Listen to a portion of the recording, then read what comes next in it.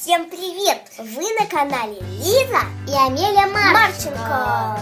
Сегодня второй урок нашего урока природознавства. Если вы не знаете, я говорю по-украински, потому что у нас Украина, в нашей украинской школе. Ну, многие россияне тоже знают украинский язык. Ну, будет полезно. Просто угадали? Ну тогда поехали! Ту-ту-ту!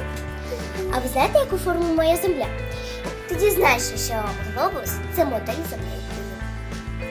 Пригадай, наше Сонце – це зоря, величезна розпечена куля. Сонце є джерелом світла і тепла на Землі. Роздивись і розкажи, на що схожа форма Землі? На тарілку чи на м'яч? Запам'ятай, Земля має форму кулі. Амелія, ти знаєш, що Земля має форму кулі? Да, я знаю. Тому й кажуть, Земля куля.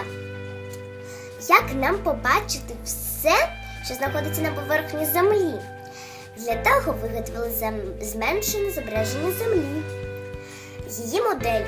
У тебе, мабуть, є іграшки модельні, машинки, літаки, пароплави, дитячі будиночки.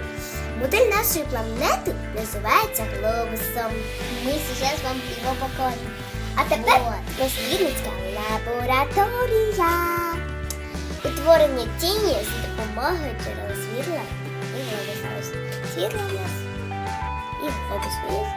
Якщо ми направимо світло, то є тінь від глобуса. Вот она. Может быть, Да. На прозорі предмети на шляху світла утворюють тінь. Тінь – це темна область, закрита від світла непрозорим предметом, наприклад, глобусом. Працюємо разом у парі. Поміркуйте, від чого залежить довжина тіні. Довжина тіні залежить від висоти сонця на небосхилі. Опівдні сонце підіймається найвище над поверхнею землі. Тоді тіні стають найкоротші. Коли сонце низько, тіні довгі. А тепер, якщо ви друг природи, то вам буде завдання. А тепер завдання для друга природи. Виміряй своїми кроками довжину тіні від дерева опівдні та ввечері. Порівняй довжину тіней. Поміркуй і поясни, чому довжина тіні змінюється. Ну что, вам понравился этот видеоурок про природу? ставьте лайк. Надеемся, что да, потому что знания очень полезны. Амеля, давай 5, если ты знаешь. Давайте тоже 5, 5, 5. И мне. Я буду это тестить. Ну что, не забудьте, скоро будут тесты и в школе, и в садиках. Поэтому запоминайте хорошо, чтобы вы знали и были лучше всех. Потому что будут контрольные. Вот, например... Диктанты. Да. Вот у нас каникулы сейчас, мы снимаем. Вот моя сестра не хочет заниматься, вот хотя я говорила, но вы не будете похожи на нее, Лиза. и поэтому учитесь, потому что контрольные на самом деле очень сложные. Если вы там плохо их напишете, то вы не перейдете во второй класс. Она это не понимает, поэтому она не готовится. Но я знаю, что у нас там ушло из первого класса один мальчик.